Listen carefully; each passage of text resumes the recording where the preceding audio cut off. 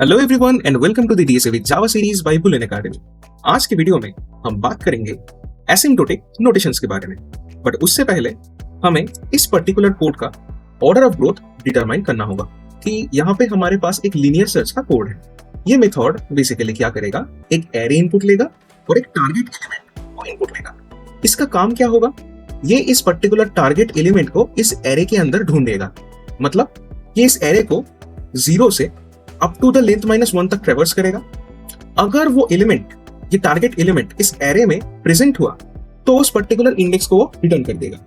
Otherwise अगर नहीं मिला, टोटल एरे को ट्रेवर्स कर लिए, नहीं मिला, मतलब वो एलिमेंट एरे में है ही नहीं, तो हम क्या करेंगे, सिंपली -1 को रिटर्न कर देंगे। तो इतना समझने के बाद अब मेरा क्वेश्चन है कि इसका ऑर्डर ऑफ ग्रोथ क्या होगा।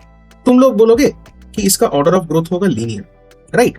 तुम सोच रहे हो कि इसका ऑर्डर ऑफ ग्रोथ लीनियर होगा। Most of the people will say order of growth is linear. I am not telling that they are wrong, but ये इतना सिंपल भी नहीं है। बिकॉज कभी कभी ये सेम कोड डिफरेंट केसेस के लिए डिफरेंटली बिहेव करेगा। कभी कभी ये कोड कांस्टेंट टाइम भी ले सकता है, कभी कभी ये सेम कोड लीनियर टाइम भी ले सकता है। कैसे? चलो एक एग्जांपल से समझते हैं। मान लो कि हमारे पास एक एरे है, ठीक है, और इस एरे में करेंटली 1, 2, 3, 4, 5 ये 5 एलिमेंट मौजूद हैं और हमारा टारगेट है 1। सो इस पर्टिकुलर एरे में अगर हम इस पर्टिकुलर टारगेट को फाइंड करने की कोशिश करें फ्रॉम 0 टू लेंथ -1 इंडेक्स तक, सो हम देख पा रहे हैं कि फर्स्ट इटरेशन में हमें हमारा टारगेट एलिमेंट मिल गया। सो ये पर्टिकुलर कोड फर्स्ट इटरेशन में ही 0 रिटर्न कर देगा, बिकॉज ये एलिमेंट फर्स्ट केस में मौजूद है। सो इस तरह के बेस्ट केसेस सिनेरियो में इसका ऑर्डर ऑफ ग्रोथ क्या होगा, उसके लिए ग्रोथ फंक्शन फाइंड करना होगा। So the growth function will look like this, tn equals to 1। और तुम ये भी कह सकते हो कि tn equals to c, because it is taking only 1 iteration. मतलब ये तो इस रिमेनिंग एरे को ट्रेवर्स ही नहीं कर रहा, राइट? सो बेस्ट केस में क्या हुआ कि इसका growth function is looking like this.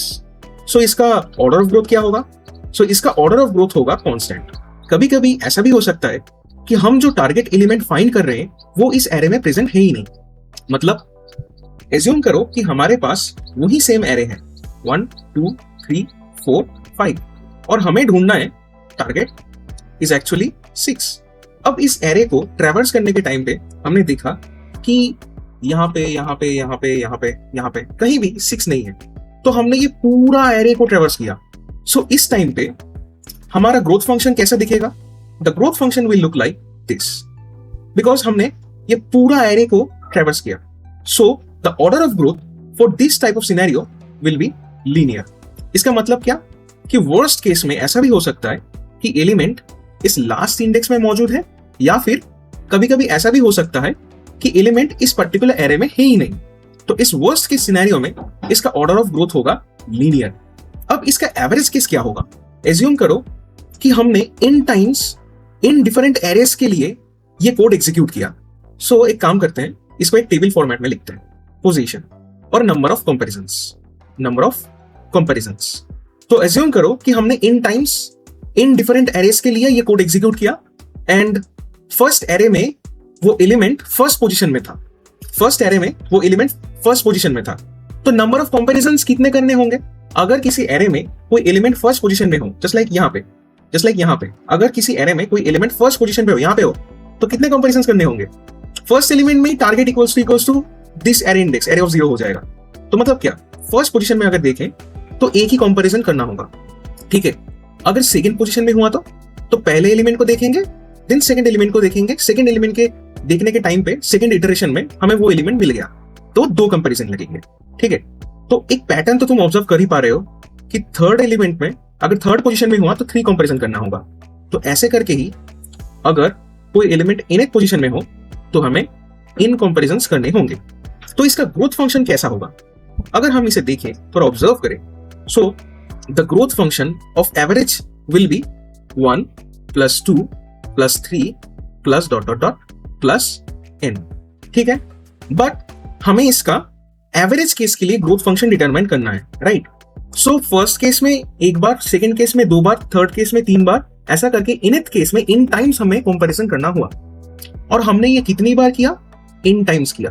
ठीक है, तो सिंपली जितने सारे कंपैरिजंस किए और जितनी बार किए उसका एवरेज निकाल रहे हैं, सिंपल। और हम बचपन से जानते हैं कि this is actually sum of n natural numbers, means n into n plus 1 divided by 2, right? So the equation will look like n into n plus 1 by 2n। अगर हम इस इक्वेशन को सॉल्व करें तो हमें क्या मिलेगा? हमें मिलेगा n प्लस 1 डिवाइडेड बाई 2। इसको हम n बाई 2 प्लस हाफ इस फॉर्मेट में भी लिख सकते हैं। अब हमें अगर इस पर्टिकुलर ग्रोथ फंक्शन से ऑर्डर ऑफ ग्रोथ डिटरमाइन करना है तो हम यूज करेंगे डायरेक्ट मेथड। डायरेक्ट मेथड में क्या होगा? डायरेक्ट मेथड में we will eliminate the lower order term and we will eliminate the constant of the leading term. तो हमें ऑर्डर ऑफ ग्रोथ क्या मिला? The order of growth is linear. The order of growth is linear for average case. So हमने क्या किया था? हमारे पास 3 cases था, केसेस, और उसका ऑर्डर ऑफ ग्रोथ क्या हुआ? Order of growth. तो बेस्ट केस में ऑर्डर ऑफ ग्रोथ हुआ कांस्टेंट, राइट? एवरेज केस में ऑर्डर ऑफ ग्रोथ क्या हुआ? लीनियर। और वर्स्ट केस में ऑर्डर ऑफ ग्रोथ हुआ स्टिल लीनियर। तो आई होप तुम यहां पे एक पैटर्न देख पा रहे हो। क्या पैटर्न देख पा रहे हैं? कि वर्स्ट केस ऑलवेज डोमिनेट्स। मतलब मोस्टली क्या होगा कि जो वर्स्ट केस का ऑर्डर ऑफ ग्रोथ होगा वही एवरेज केस का ही ऑर्डर ऑफ ग्रोथ होगा, and the best case is actually very rare, right? So ये हमने यहां से कंक्लूड किया। बट मेरा क्वेश्चन है कि is there any standard way to represent this? Can we represent all this order of growth mathematically? That's why we need the concept of asymptotic notations. So asymptotic notations क्या है? It is basically the mathematical notation. It is the mathematical notation to represent. It is the mathematical notation to represent the order of growth of any mathematical function. Any mathematical function.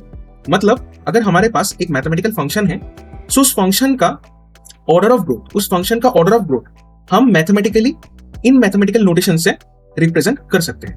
Now, basically there are 3 mathematical notations. First one and the most popular one, Bigot notation. Bigot notation क्या represent करता है? Bigot notation represents the exact or upper bound of the order of growth.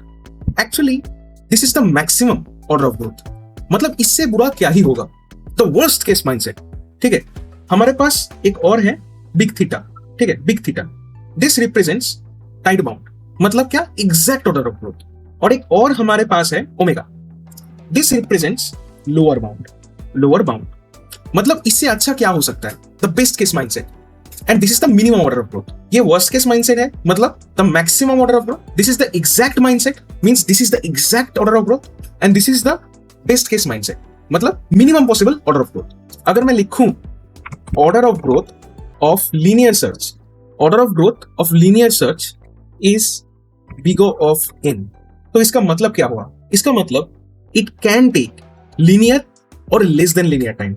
It can take either linear or less than linear time. Linear और less than linear. और यही actually हो रहा है.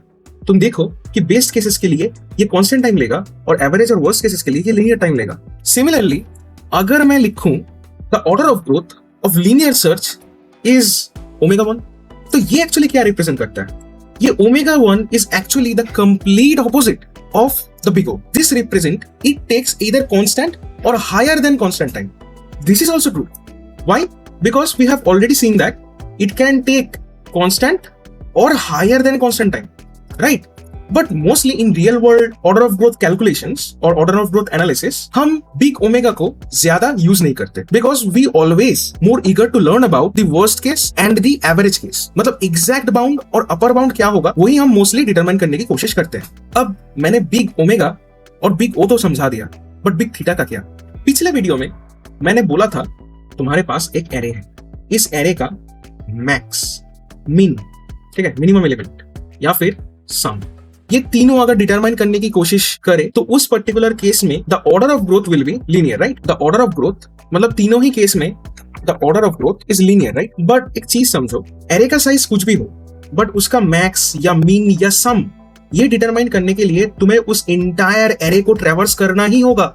हर एक एलिमेंट को तुम्हें 1 by 1 चेक करना होगा या फिर एक्यूमुलेट करना होगा, उसके बाद ही तुम रिजल्ट डिटरमाइन कर पाओगे। So for this type of cases we can 100 to 100% say that कि इस टाइप के केसेस के लिए this will be big theta of n।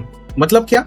ये exactly the order of growth is exactly linear. So that's how we analyze the cases and represent them using the asymptotic notation. अब interview में क्या होता है? Mostly we talk about the worst cases. Mostly we answer in BIGO notations because BIGO notations tells you the exact time and it tells you the maximum possible goal of a function. So जब interview में तुम्हें पूछा जाए कि इस particular code का order of growth क्या होगा, तो हम मोस्टली यही यूज करेंगे और कुछ कुछ सिनेरियोज में यही यूज करेंगे। ये मोस्टली यूज नहीं होता, ठीक है? सो इस पर्टिकुलर वीडियो में आई होप एसिम्प्टोटिक नोटेशंस के बारे में तुम्हारा आइडिया क्लियर हो गया है, ठीक है?